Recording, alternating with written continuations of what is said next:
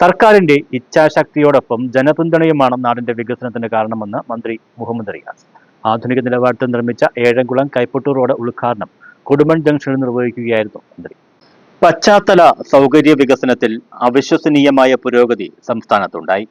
കിഫ്ബിയിലൂടെ 511 പദ്ധതികളിലായി 33,101 കോടി രൂപ പൊതുമരാമത്ത് വകുപ്പ് ചെലവഴിച്ചു.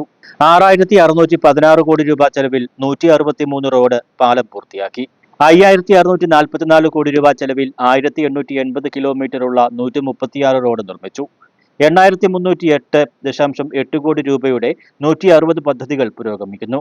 സംസ്ഥാനത്തുടനീളമുള്ള വികസനത്തിന്റെ പ്രതിഫലനമാണ് ജില്ലയിലെന്നും മന്ത്രി വ്യക്തമാക്കി. ഈ അടൂർ നിയോജക മണ്ഡലത്തിന്റെ വികസന പ്രവർത്തനങ്ങൾക്ക് നിർണായക പങ്കുവഹിച്ച് ഈ നിയോജക മണ്ഡലത്തിന്റെ മുക്കിലും മൂലയിലും വികസനം കൊണ്ടുവരുന്നതിന് നേതൃത്വം കൊടുത്ത ജനപ്രതിയാണ് ചിറ്റയമെന്ന് നിസ്സംശയം നമുക്ക് പറയാൻ വേണ്ടി സാധിക്കുന്ന കാര്യമാണ്. 2016 മുതൽ കേരളത്തിൽ ശ്രീ പിണറായി വിജയന്റെ നേതൃത്വത്തിലുള്ള ഇടതുപക്ഷ ജനാധിപത്യ മുന്നണിയുടെ സർക്കാർ അധികാരത്തിൽ വന്നതിന് ശേഷം ഒരു മാജിക് പോലെയാണ് പശ്ചാത്തല മേഖലയിലെ വികസനത്തെ നമുക്ക് കാണാൻ സാധിക്കുക. ഇവിടെ വരാനും നിങ്ങളുടെ സന്തോഷത്തിൻ്റെ ഭാഗമാകാനും സാധിക്കുന്നു. അതാണ് ഞങ്ങളെപ്പോലെയുള്ള സാമൂഹിക പ്രവർത്തകരുടെ കരുത്ത്. ഏത് പ്രതിസന്ധികളെയും അതിജീവിക്കാൻ സാധിക്കുന്നത്.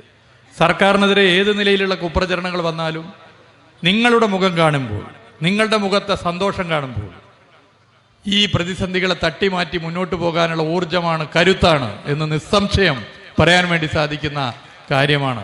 സർക്കാരിന്റെ പ്രഥമ ലക്ഷ്യത്തിലൊന്നായ അതിദാരിദ്ര്യ നിർമ്മാർജ്ജനം കേരളപ്പിറവി ദിനത്തിൽ യാഥാർത്ഥ്യമാകുമെന്ന് ആരോഗ്യവകുപ്പ് മന്ത്രി വീണ ജോർജ് പറഞ്ഞു.